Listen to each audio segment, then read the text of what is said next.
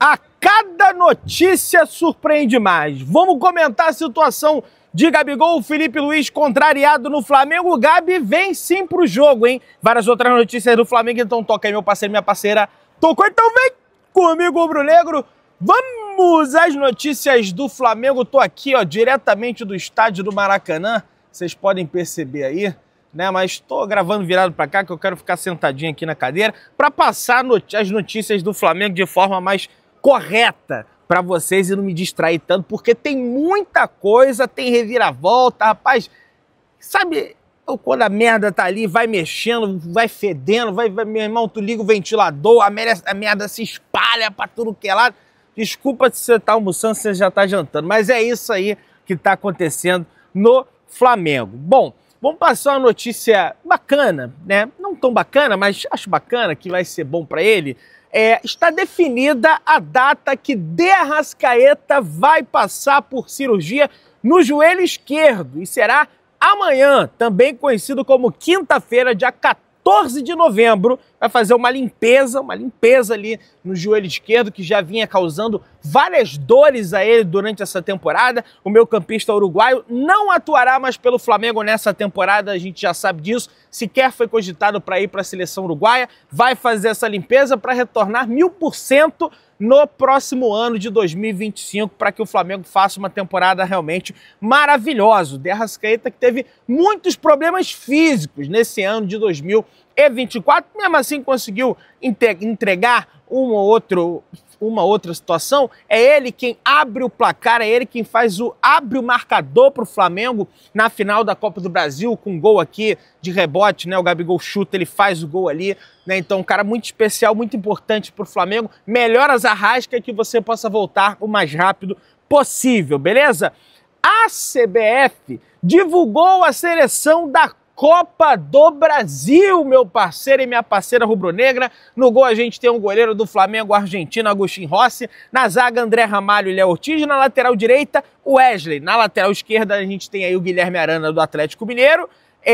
Na volância, Eric Pulgar e Gerson. Gustavo Scarpa e De Arrascaeta, dupla de meio-campistas. E no ataque, Gabigol e Verratti do Vasco, técnico campeão. Felipe Luiz foi escalado como melhor treinador da competição, mesmo tendo dirigido a equipe apenas em 4 partidas na competição, mas foi muito feliz, seguiu invicto, venceu o Corinthians aqui, empatou fora com um jogador a menos, venceu o Atlético aqui, venceu lá também, e com as digitais do Felipe Luiz, com substituições importantíssimas que ele promoveu a equipe, sobretudo quando o Flamengo tinha um jogador a menos contra o Corinthians. Fora de casa, o Atlético amassando ali, tentando pressionar o Flamengo, ele faz uma substituição que dá um nó tático no argentino Gabriel Milito. Então tem as digitais do Felipe Luiz, para mim é o maior mérito dessas finais de Copa do Brasil. Lógico que tem o gol do De Arrascaeta, os 2 gols do Gabigol, tem o gol do Plata, tem os outros atletas que ajudaram, mas para mim o maior mérito é do Felipe Luiz,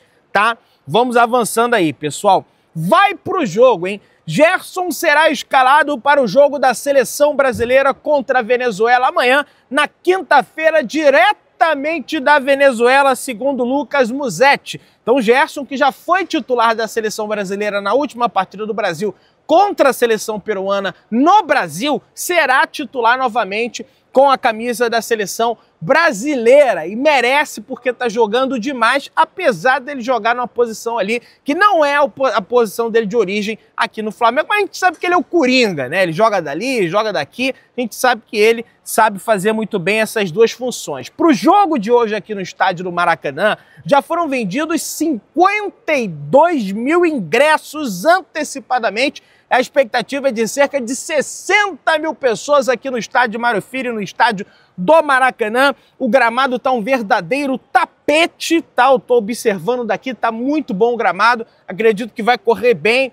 O tempo, né? A previsão do tempo indica chuva, o tempo tá bem nublado, as nuvens bem carregadas, de repente a gente pode ter uma chuva aqui no estádio do Maracanã. O sistema de drenagem do gramado do Maracanã é bacana, é legal. E, cara, o Flamengo precisa vencer hoje para seguir sonhando com esse título do Campeonato Brasileiro. Eu sei que é bem difícil, bem provável. Botafogo tem 10 pontos à frente do Flamengo com um jogo a mais. O Flamengo vencendo hoje desce para 7 pontos, é verdade, mas cara, é bem complicado, né? Restam poucas rodadas, tem o Palmeiras na briga, tem o Fortaleza na briga, o próprio Internacional, que está numa arrancada monstra, apesar de tudo que aconteceu no Rio Grande do Sul, também está na briga. Enfim, vamos comentar todas essas situações. O Flamengo hoje não vai ter o Gabigol dentro do campo, tá? Mas vai ter no jogo, vocês vão entender. Provável time do Flamengo: no gol, Agustin Rossi, linha de 3 zagueiros, Fabrício, Bruno, Davi Luiz e Léo Pereira. Nas alas a gente vai ter o Wesley e Ayrton Lucas, ou o Wesley e Alexandro. Felipe Luiz deixou essa dúvida no ar, mas acredito que ele deva começar com o Ayrton Lucas. Durante o jogo, de repente ele faz uma modificação ali e bota o Alexandro. Everton Araújo de primeiro volante, o Alcaraz mais à frente ali armando a equipe, mas também ajudando na marcação. A gente sabe que ele é esse jogador sem a bola que ajuda também na marcação. No ataque, Michael, espero que ele esteja feio hoje, porque no último jogo ele estava lindo, maravilhoso, porque não jogou nada, tomou inúmeras decisões erradas. O que acontece é normal, não vai jogar todas as partidas bem. Vamos ver como é que ele vai jogar hoje ali do lado esquerdo. Bruno Henrique de centroavante, 9 do Flamengo, não é camisa 9, mas vai fazer função de 9.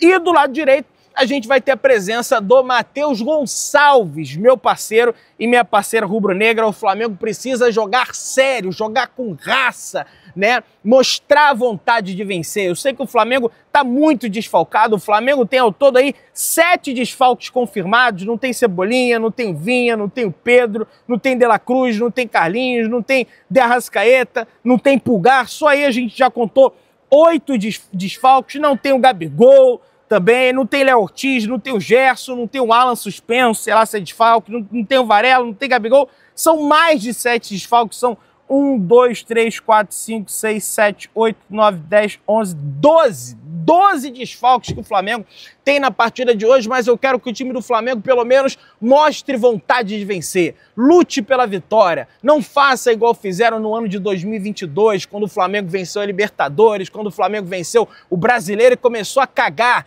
Brasileiro não, venceu a Copa do Brasil, começou a cagar para o Campeonato Brasileiro e encerrou aquela competição de forma vexatória, né? Perdendo para a Juventude, perdendo para Avaí dentro do Maracanã. Então espero que hoje essa história realmente seja diferente, beleza?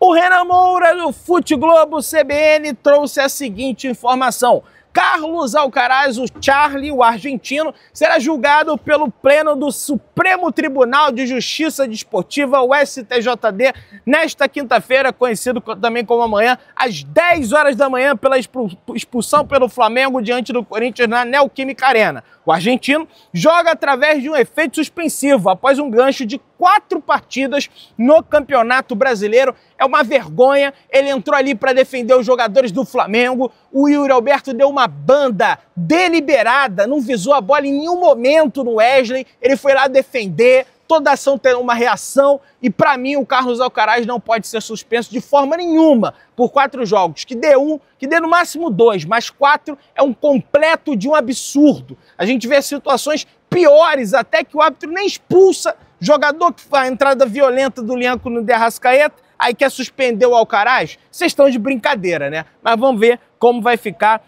isso aí. Lohan na terra da rainha? Que história é essa, Pedrão? Pois é. Lohan vem recebendo bastante assédio de clubes ingleses que buscam contratá-lo na próxima janela de transferências. Segundo o site TBR Football, o Manchester United tem um grande interesse no atacante rubro-negro e pensa em utilizar Antony como moeda de troca. West Ham e Brighton também estão de olho no jogador. Então, apesar das poucas oportunidades que o Lohan vem recebendo desde a época do Tite, é bem verdade que a torcida do Flamengo vaiou o Lohan em determinado momento. Acho que é um exagero, tem que ter paciência, novo. A gente vê o caso do Wesley, por exemplo. Eu mesmo perdi a paciência várias vezes com o Wesley e hoje vem entregando bastante ao time do Flamengo. Muito se fala, tem convocação para a seleção brasileira, então é jovem, tem que tomar cuidado, tem que ir devagar, que acredito que num momento mais oportuno ele vai receber as oportunidades e vai render. Não à toa tem clubes europeus de olho na contratação desse jogador. Finalmente vão pagar. Corinthians consegue banco fiador para a negociação da compra do goleiro Hugo Souza, o Neneca, emprestado pelo Flamengo. O clube paulista pretende exercer a opção de compra em breve e estuda a possibilidade de pagar os 4.900.000 à vista, segundo o blog Meu Timão. Pô, tem que pagar à vista, né, gente? Clube como o Corinthians, a segunda maior torcida do Brasil, tem patrocinador, tem isso, tem aquilo. Pô, não tem dinheiro para pagar à vista ao Neneca, um completo absurdo. E se for cair em parcelamento, tudo bem? Ah, tem fiador. Tinha fiador também com o Mateuzinho, o Flamengo só vai poder receber no ano que vem, porque a Brax não tem mais nada para pagar ao Corinthians nesse ano. Então, acho que tem que estar de olho. Se eu fosse o Flamengo, não aceitaria essa história de fiador, não. Ou paga ou não vai contratar. Tem até o próximo dia 30 de novembro, falta um pouco mais de 15 dias para eles contratarem ou não o Neneca ou Hugo Souza, beleza? Sampaoli, segundo Fred Gomes, GE. Globo, pede à diretoria do Rennes a contratação de Gerson e Fabrício Bruno, do Flamengo. O clube francês tentou o Fabrício na última janela, mas acabou fechando com o senegalês Mika Faye, que defendia a equipe do Barcelona, meu parceiro e minha parceira rubro-negra. Nenhuma proposta foi feita ainda, até porque a janela de transferências está fechada. O meia, aliás, também trabalhou com o Sampaoli no Olympique de Marseille. No período que foi treinado pelo argentino, o capitão rubro-negro viveu o seu melhor momento no futebol europeu, no futebol francês. Fabrício Bruno foi titular absoluto com o Sampaoli no Flamengo e já esteve no radar do Rennes antes mesmo da chegada do argentino. Na última janela, o clube francês ofereceu 14 milhões de euros, 85.700.000 na cotação da época ao Flamengo, mas teve a proposta recusada inicialmente. Na sequência, pintou a oportunidade deles contratarem esse jogador senegalês, Mika Faye, que defendia a equipe do Barcelona, e os franceses acabaram optando por ele. Depois que o Sampaoli deixou o Flamengo em setembro do ano passado, Fabrício Bruno e Gerson passaram a ser convocados com frequência pelos treinadores que passaram pela seleção brasileira e voltou a ficar no radar de futebol europeu. Gerson, de 27 anos, tem contrato com o Flamengo até o fim de 2027, enquanto o Fabrício, um ano mais velho, 28, tem contrato com o Flamengo até o final do ano de 2028 e, para mim, não tem que vender o Gerson de forma nenhuma.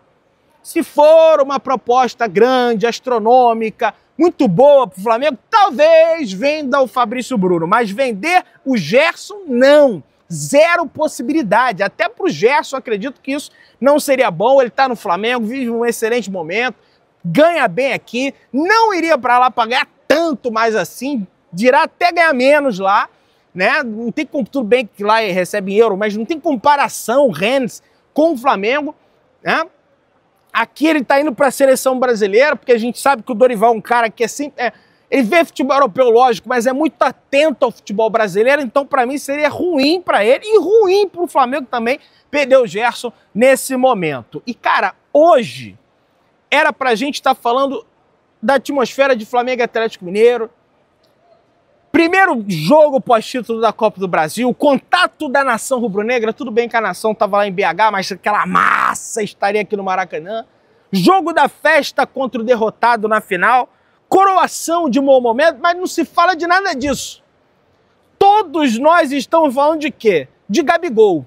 E aí, o próprio Flamengo, ali por volta das 10h45 da manhã, soltou um tweet falando: depois de Flamengo e Atlético Mineiro, a Flá TV segue com a cobertura 100% rubro-negra. Acompanhe a coletiva pós-jogo do nosso técnico Felipe Luiz, quando falará sobre os principais fatos do jogo.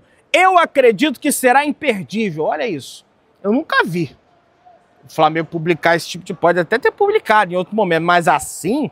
Não vejo uma coisa. Será que o Felipe Luiz vai falar alguma coisa? A grande realidade que o Eric Faria trouxe no Sport TV é que o Felipe Luiz não pediu o afastamento do Gabigol, não partiu da comissão técnica qualquer decisão de tirar o atacante do jogo contra a equipe do Atlético Mineiro. O técnico, como funcionário do clube, apenas aceitou a decisão que veio de cima, da cúpula do futebol do Flamengo, encabeçada pelo vice-presidente de futebol do Flamengo, Marcos Braz, capitaneada, lógico, pelo presidente de futebol do Flamengo, que tem a caneta verdadeira ali. Nenhuma decisão é tomada no Flamengo sem o aval do presidente do Flamengo, então foi uma decisão que partiu mais do presidente do que do Braz. Tudo bem que o Braz pode ter dado aval, concordado, mas partiu do Landim essa decisão de tirar o Gabriel do jogo. Um parêntese que eu vou fazer aqui, que o Eric Faria comentou no Seleção Sport TV, e eu acho que ele tem muita razão, e eu não tinha me atentado ainda a isso, aliás, já tinha, porque eu já vinha conversando com vocês, é o seguinte: 10 técnicos passaram pelo Flamengo nesse ciclo. 9 não tiveram problema com o Gabigol.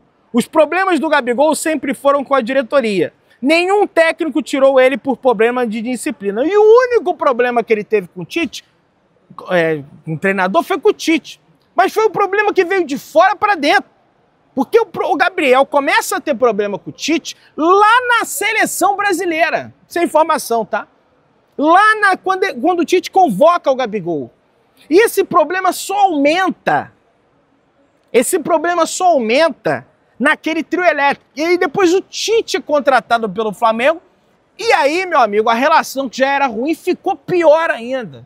O Gabriel deu mole, o Gabriel foi bobo, o Gabriel garoteou, mas o Tite fritou o Gabriel no fogo baixo. Isso aí é lógico, tá claro. Tá evidente essa situação.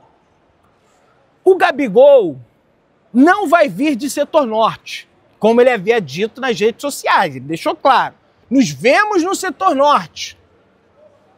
Vamos subir a rampa juntos. O atacante vem ao jogo do Flamengo, mas vai ficar em um camarote.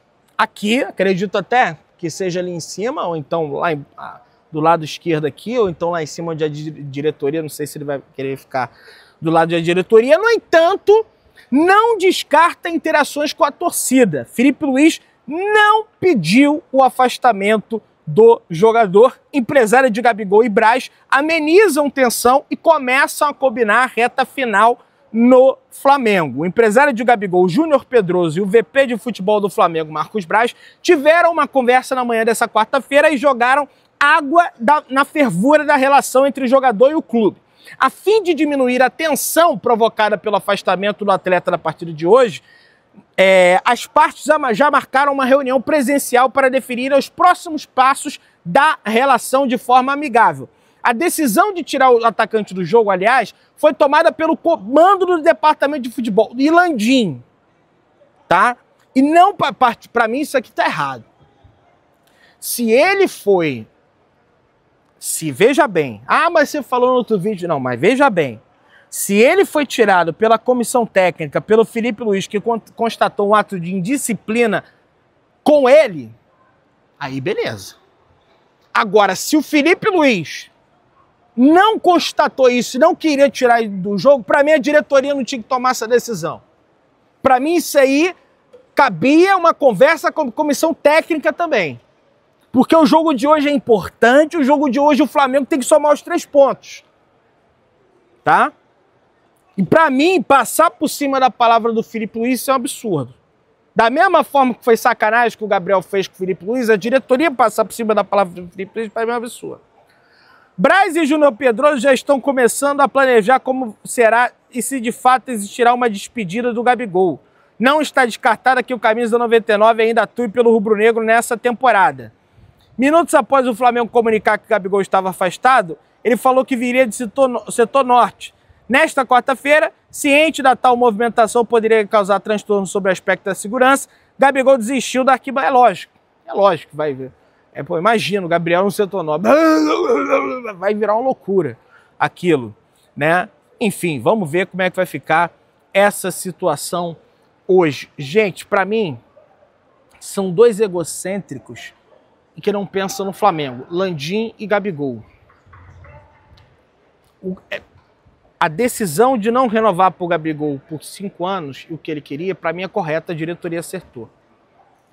Agora, essa batalha de egos que tá aí, tá pensando em tudo, menos no Flamengo. O Flamengo tá ficando em segundo plano. E o ego de cada um tá ficando em primeiro plano. Passando, inclusive, por cima da decisão do treinador, que para mim é um absurdo. E espero que perguntem a ele isso na entrevista coletiva. Você que tá aí, se inscreva no canal, acione o sino da notificação, deixa o teu like, tamo junto, saudações brunegras.